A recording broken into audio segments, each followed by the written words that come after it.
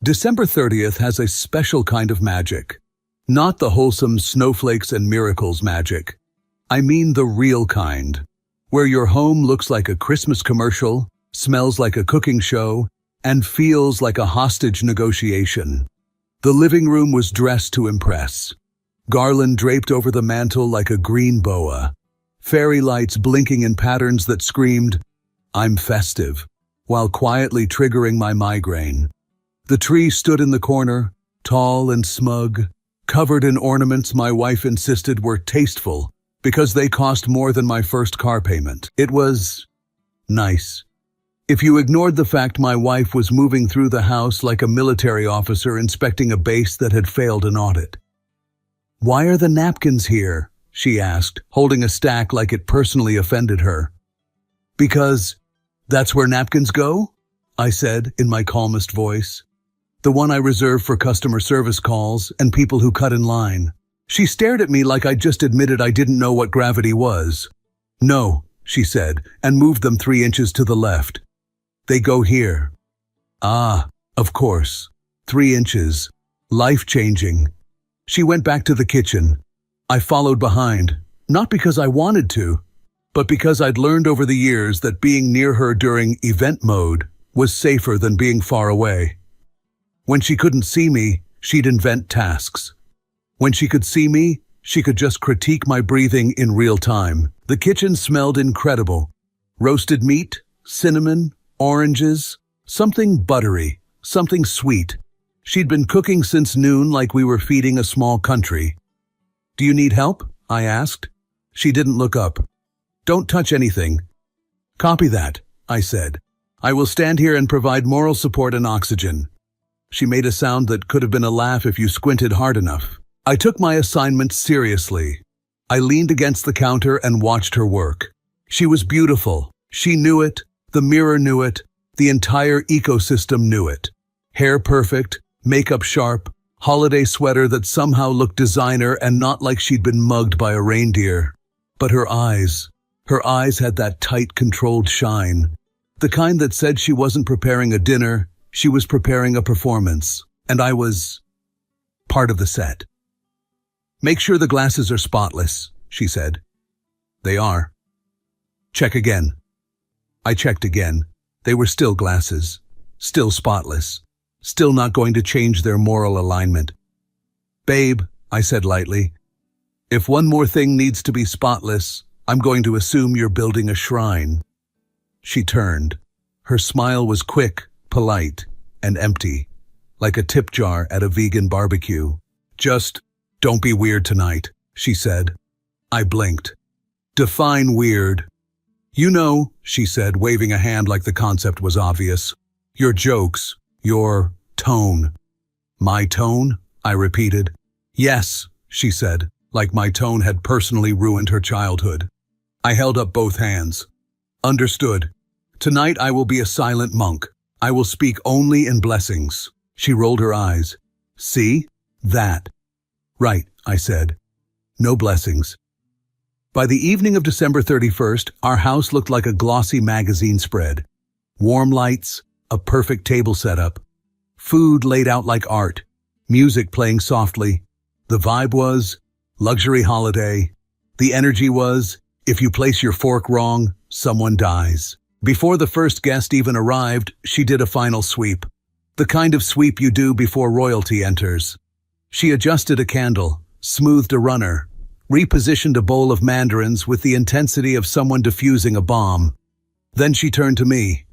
"What are you wearing?" I looked down at myself.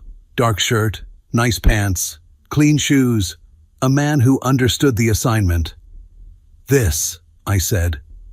Her eyes flicked over me like a scanner at airport security. "That shirt is fine." I waited. In our marriage, fine was a loaded weapon. "Okay," I said. "I can change." She exhaled sharply, as if I'd asked her to donate a kidney. "No, don't, just..." She paused, her lips pressing into a line. "Try to look confident." I almost laughed. "Look confident." "Yes. I'll just go pull my confidence out of the drawer next to my socks. Maybe match it to the decor. I'll do my best," I said. Maybe I'll flex in the mirror. Don't, she said instantly. The doorbell rang. Guests poured in. Friends, co-workers, a couple of neighbors. People with shiny cheeks from cold air and gifts wrapped in clean paper. The room filled with perfume, laughter, and the sound of polite compliments. "Oh my God, your tree is gorgeous. Your house is like a movie. It smells amazing in here." My wife glowed. That was her element. She didn't host people. She curated them. I moved around, greeting people, taking coats, offering drinks, smiling, playing the part of the charming husband. And I can be. I'm not a social disaster. I know how to talk. I know how to read a room. I've done presentations in boardrooms full of men who think emotions are a weakness and still walked out alive. But with my wife, the rules were different. Because my wife didn't want me to just exist. She wanted me to exist correctly. She walked by while I was talking to one of her co-workers and lightly touched my elbow. A signal. A correction. "You're holding the bottle wrong," she murmured, smiling at the group like she'd just said something sweet. I looked at the bottle in my hand. It was upright. It was not leaking. It was not on fire. "How should I hold it?" I whispered back. "Like you've done this before," she said. And just like that, a few people laughed. Not big laughs, the small ones. The "oh, that's playful" laughs. I smiled because I'm not an idiot. In front of guests, you don't start a fight. You don't make a scene. You don't hand your wife a microphone and say, "Tell everyone what you think of me." So I smiled, adjusted my grip on the bottle like I was learning how to hold a newborn. Later, I cracked a joke at the snack table.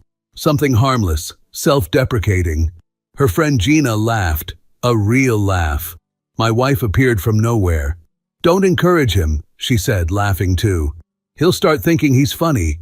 Gina smiled awkwardly. "I mean, it was funny." My wife's smile stayed on, but her eyes didn't. "Yeah, he has moments. Moments. Like a dog that occasionally does a trick." I raised my glass slightly. "I'll be here all week," I said. A couple people chuckled. Somebody looked down at their drink. My wife leaned in, voice sweet. "Lower your voice." I blinked. "Just not so loud," she said, still smiling at the room. "It's a little much." I stared at her for half a second, long enough for her to notice, short enough to not make it weird. Then I nodded. "Sure." I didn't feel angry yet. Not fully. More like I felt the shape of something forming, like a bruise you can sense before it turns purple. We moved into the dining area. Everyone took seats. Plates clinked. The first pop of champagne hit the room. That electric crack that makes people cheer even if they've heard it 1,000 times. We raised glasses. "To a new year," someone said. "To health." "To money," another joked. I lifted mine. "To surviving December," I said. People laughed. Good. Normal. My wife laughed too. Then she added, "Yeah, some of us barely make it." Her eyes flicked at me, just quick enough for only me to catch. I held her gaze and smiled like we were sharing an inside joke. But there was nothing inside it. Dinner flowed. People talked. Conversations overlapped. Someone mentioned travel plans. Someone complained about work. Someone bragged about a promotion. I jumped into a discussion about a project I'd led recently, something I was actually proud of. I wasn't bragging. I was just participating like a normal human being at a dinner table. One of her co-workers asked, "So you're managing the whole team now?" "Yeah," I said. "It's a lot, but it's good. You know how it is. You delegate, you keep people focused." My wife cut in, laughing. "Oh, please." He tries. The air shifted, not dramatically, just a small tightening, like someone pulled a thread. I paused. The co-worker chuckled politely. "I'm sure he does more than try." My wife waved a hand. "He's very dedicated, in his own way." In his own way. Like a toddler helps by throwing spoons on the floor. I took a slow sip of champagne, letting the bubbles burn on the way down. I could have said something sharp, something that would have made her blink.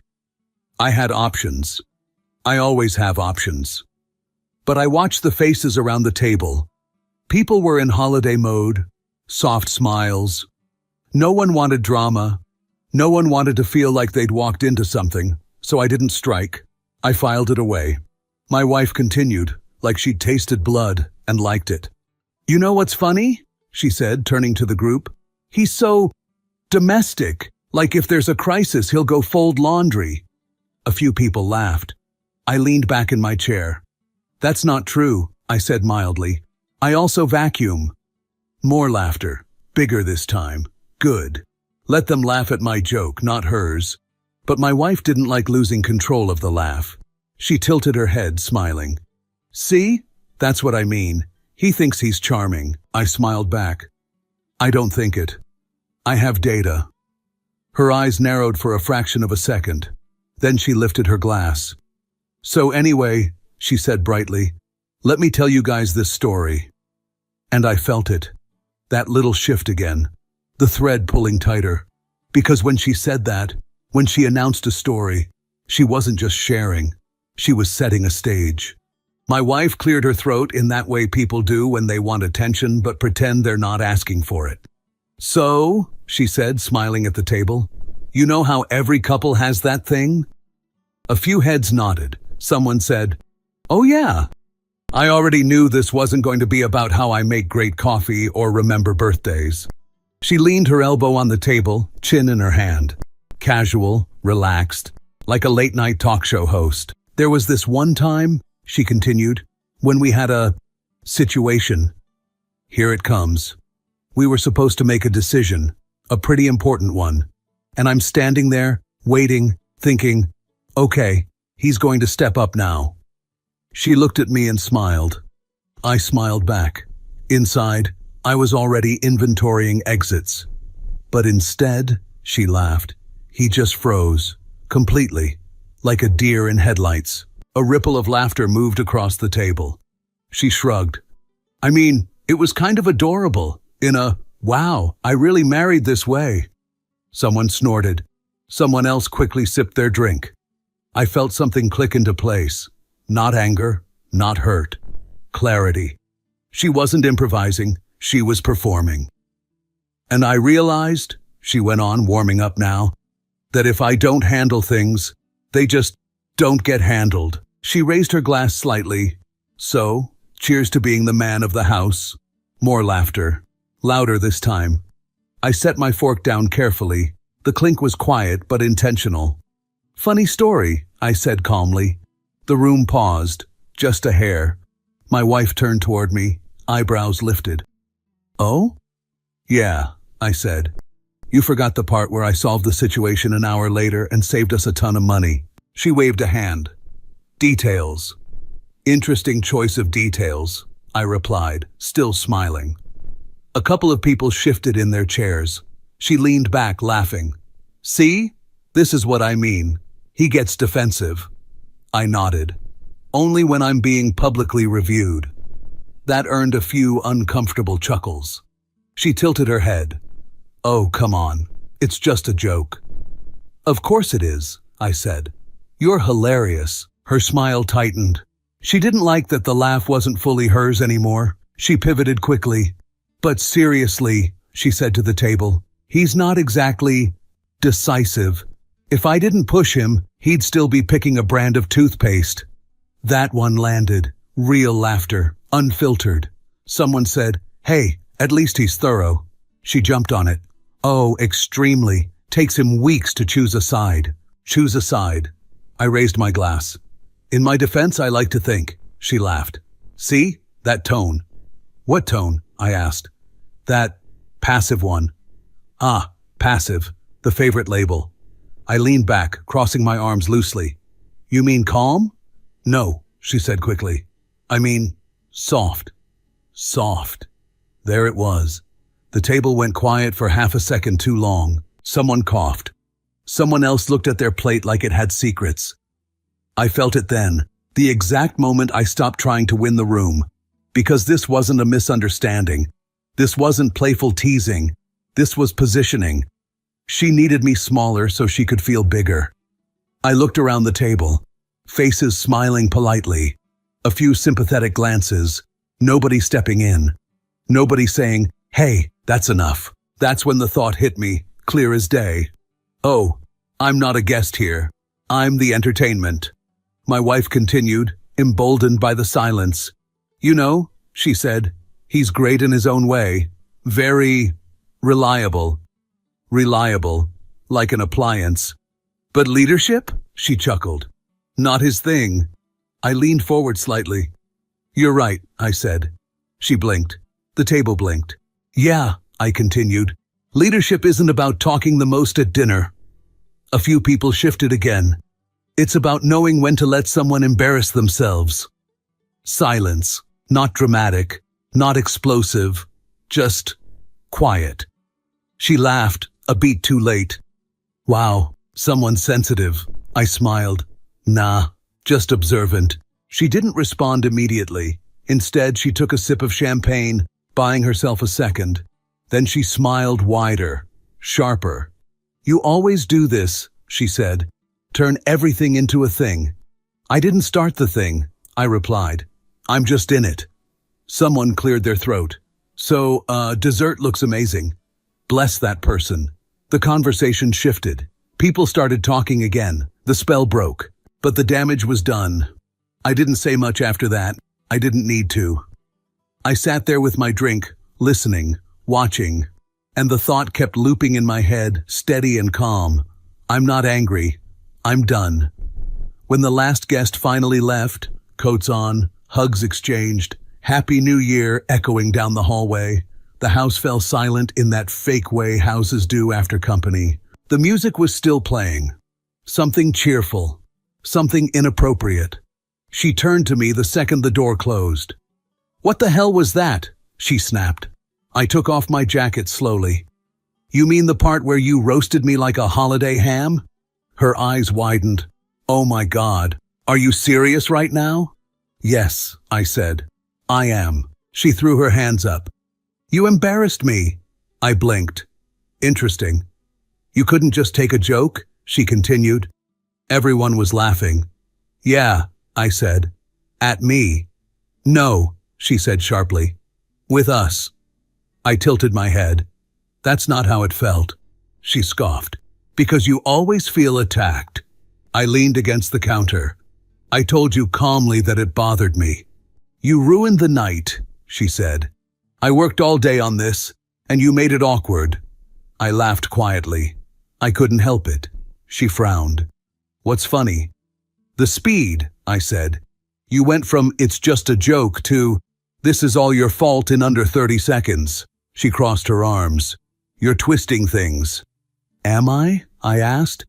"Because it feels like I just sat through a live demonstration of how I'm supposed to take hits and smile." Her voice sharpened. "I never said that." "You didn't have to," I replied. "You showed it." She shook her head. "You're imagining things." "Ah, there it is. Gaslighting, right on schedule." "You're too sensitive," she added. "Normal people wouldn't react like this." I nodded slowly. "Good to know I'm not normal." She sighed dramatically. "I can't believe I'm the bad guy now." I looked at her, really looked. She wasn't confused. She wasn't remorseful. She was annoyed. That was the moment something inside me fully disengaged. I picked up my glass, took a final sip, and set it down. "I'm going to bed," I said. She stared at me. "We're not done talking." "No," I said calmly. "You're not done talking. I am." She opened her mouth to respond. I walked away. New Year's morning didn't feel new. It felt like the hangover you get without drinking. Heavy, dull, and vaguely insulting. The house was quiet. No music, no laughter. Just the soft hum of appliances and the faint smell of last night's success pretending it hadn't rotted already. I woke up before her. That alone told me a lot. Normally, she liked to control mornings too. Wake up first, set the tone, decide whether the day would be pleasant or require emotional PPE. But that morning, she stayed in bed. Silent, withdrawn, strategic. I made coffee. Strong, bitter, honest. I stood by the kitchen window, watching snow fall like it was trying to erase the street. Good luck with that. Some things stick. She eventually came out, wrapped in a robe, hair messy in that deliberate, effortless way. She didn't say good morning. She poured herself coffee and sat at the table across from me, scrolling on her phone like I was a piece of furniture she'd already decided not to keep. I let the silence breathe. Then I said casually, "So, are we pretending last night didn't happen, or are we doing the Cold War thing?" She didn't look up. "I don't want to fight." I nodded. "Cool. Neither do I. I just don't enjoy being publicly dismantled." She sighed loudly, a performance sigh. "You're still on that?" "Yes," I said. "I am famously consistent." She finally looked at me. "I already told you, it was a joke." "Right," I said. "And the part where you called me soft?" She rolled her eyes. "I didn't call you soft." "You said it, at the table." "No, I didn't," she said instantly. Too instantly. I smiled. "That's impressive. You erased it faster than I could replay it." "You're exaggerating," she snapped. "You want to be offended." I took a sip of coffee. "Nobody wants that." "Well, you're acting like a victim," she said. "And honestly, it's exhausting." There it was again, the pivot. I wasn't hurt. I was inconvenient. "I didn't raise my voice," I said. "I didn't embarrass you. I told you privately that it crossed a line." "And I told you," she replied, "that you're making it a bigger deal than it was." I leaned back. "So my feelings are incorrect." She shrugged. "They're disproportionate." I laughed quietly. "You know what's funny?" She frowned. "What?" "You keep saying everyone laughed, but I noticed you never asked if I was okay." Her jaw tightened. "Because you weren't supposed to take it personally." I stared at her. It was about me. She stood abruptly. "I'm not doing this." She walked back toward the bedroom, phone in hand, conversation closed. Or so she thought. I didn't follow. I didn't argue. I just sat there, sipping my coffee, replaying the night frame by frame, not emotionally, logically. And that's when something shifted. Because when you remove the emotion, patterns get loud. Later that afternoon, she changed into running gear. "I'm going for a run," she said, already checking her watch. No details, no invitation. I cleaned, not angrily, methodically, clearing the table, washing glasses, erasing the evidence of celebration. Her phone buzzed on the counter, once, twice. Normally, I wouldn't look, not because I was morally superior, because I'd never needed to. Trust is lazy like that. But this time, curiosity didn't feel like betrayal. It felt like due diligence. I glanced at the screen, her best friend's name, and a preview of the message. "Did he take it the way we expected?" I didn't move for a second. Then I picked up the phone. I know how that sounds. But when your house is on fire, you don't worry about muddying your shoes. The messages were already open. She hadn't bothered to hide them. Why would she? Her. "I swear he's so predictable." Friend. "LOL, did he shut down?" Her. "Of course. That quiet stare thing." Friend. "You knew he would." Her. "Someone has to remind him who runs things." I felt calm, not numb, not shocked, just calm. I scrolled. Friend. "Was he mad after?" Her. "A little, but I flipped it. Told him he ruined the vibe." Friend. Queen. Her. "Honestly, if I don't keep him in check, he gets ideas. Gets ideas, like respect, like dignity." There were earlier messages too, from before the party. That's what really did it. Her. "I'm going to tell that story tonight." Friend. "The one about the decision thing?" Her. "Yep. He hates it." Friend. "Good. He needs to feel small sometimes." Her. "Exactly. Otherwise he forgets." For a moment, I wondered if this was a joke, some exaggerated venting. Then I remembered her tone, her timing, her confidence. No, this wasn't impulse. This was rehearsal. She hadn't lost control at the table. She'd taken it. I set the phone down exactly where it was. No shaking hands, no racing heart. Just a single clean thought settling in. So this is who you are. I didn't confront her right away. That's the thing people don't understand. You don't rush clarity. You let it finish forming. She came back from her run flushed and focused, like she'd just outrun something important. Leggings, hoodie, hair pulled back tight. That look on her face that said she'd spent the last 30 minutes reorganizing her thoughts into something neat and victorious. She dropped her shoes by the door and went straight to the bathroom. "I'm going to shower," she said. Not a request, a statement. "Take your time," I replied. And I meant it. I didn't touch the phone again. I didn't need to. Once you see the blueprint, you don't need to keep staring at the building. She came out 20 minutes later, wrapped in a towel, skin warm, confidence restored. I was sitting at the table, waiting. She slowed down, noticed the posture, the stillness. "What's with the interrogation vibe?" she asked lightly. I smiled. "No interrogation, just a conversation." She sat across from me, arms crossing instinctively. Defense mode. "Okay," she said. "Say it." I took a breath. Not to calm myself, I already was, but to choose my words carefully. "You planned it," I said. Her brow furrowed. "Planned what?" "The jokes, the story, the timing." She scoffed. "Are you still on that?" "I saw the messages," I said. Silence. Not the dramatic kind. The kind that happens when a script goes missing. Her eyes flicked, just once, to the counter where her phone was charging, then back to me. "You went through my phone?" she said sharply. I nodded. "Yes." "How dare you?" she snapped. "That's a huge invasion of privacy." I leaned back. "Interesting. That's what you're leading with."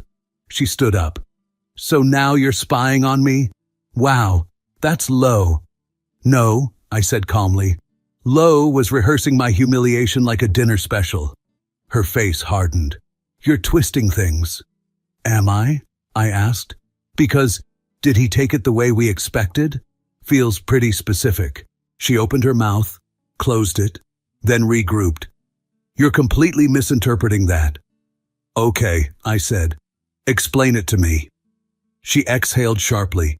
"We were venting. Women vent." "You didn't vent," I replied. "You coordinated." "That's ridiculous." "You said I need to feel small sometimes." Her jaw clenched. "You weren't supposed to see that." I smiled. "That's not a denial."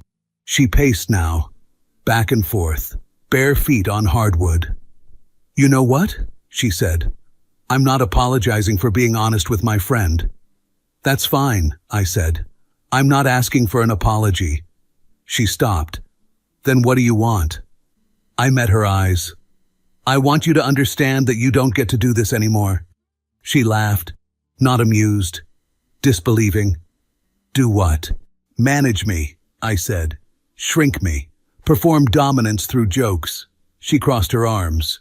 "You're overreacting." "There it is," I said softly. "That's your favorite line." She shook her head. "You're acting like I abused you." "No," I said. "You acted like I was beneath you." "That is not the same thing." "It is," I replied, just quieter. She stared at me, trying to recalibrate. This wasn't going the way it usually did. "I made you who you are," she said suddenly. I blinked. "Wow." "What?" she snapped. "It's true. Before me, you were—" She searched for the word. "Unpolished." I nodded slowly. "And there it is." She leaned forward. "I pushed you. I motivated you. If I didn't challenge you, you'd be comfortable doing nothing." I smiled. "You didn't challenge me. You controlled me." She laughed sharply. "Men always say that when they can't handle a strong woman." I tilted my head. "Strong women don't need an audience to feel powerful." That landed. She went quiet. Then her voice changed, softer, calculated. "So what?" she said. "You're going to throw everything away because of some jokes?" "No," I said. "I'm leaving because you don't respect me." She scoffed. "That's dramatic." "I don't think so," I replied. "Respect isn't loud, it's consistent." She shook her head. You're making a huge mistake. Possibly, I said, but it'll be mine. Her eyes narrowed. You won't last without me. I smiled. That's what every system says when it's losing control. She stepped closer. You think you're better than me now? No, I said honestly. I think I'm equal, and you hate that. Her voice rose. After everything I've done for you, I stood up, not fast, not aggressive, just enough to end the conversation physically as well as verbally. I'm done explaining myself, I said. This isn't a debate. She stared at me like I'd just broken a rule she thought was permanent. You're really doing this, she said. Yes. You're walking away over nothing. No, I'm walking away from clarity. She followed me to the bedroom. You're being selfish. I packed calmly, methodically. You'll regret this, she said. Maybe, I replied, but I won't regret staying quiet. She scoffed. You'll come back. I zipped the bag. No, I said. I won't. For the first time since I'd known her, she looked uncertain, not angry, not superior, just unsure. And that told me everything.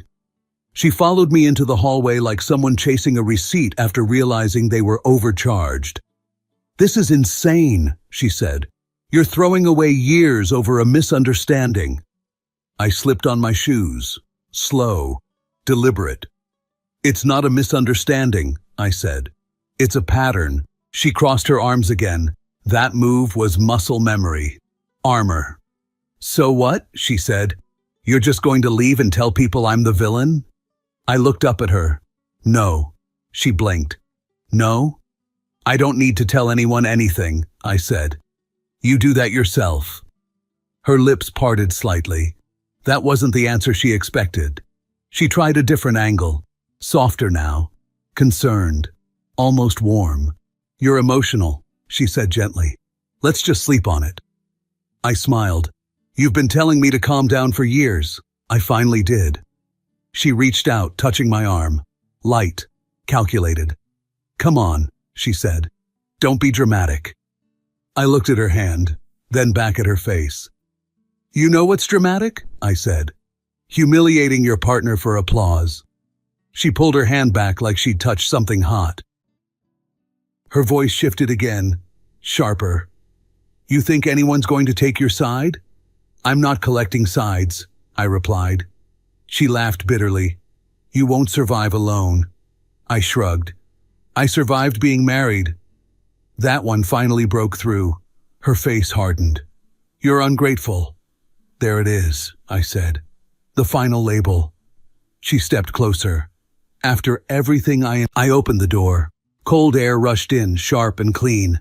Snow crunched under my shoes. I turned back one last time. You didn't invest in me, I said calmly. You tried to own me. She stared at me, eyes flashing.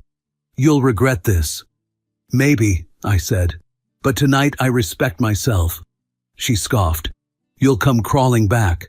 I shook my head. No, you trained me to be quiet. You forgot to check if I was listening. For a moment, she looked like she wanted to say something else. Something real. Instead, she straightened her shoulders. Good luck, she said coldly. I nodded. You too.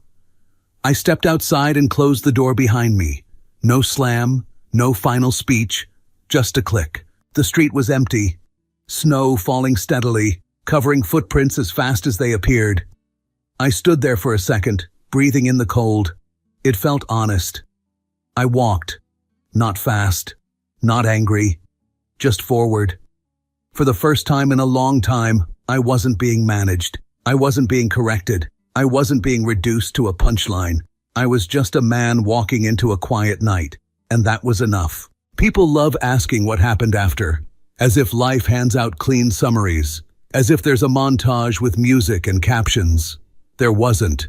There was paperwork, silence, logistics, the unsexy stuff.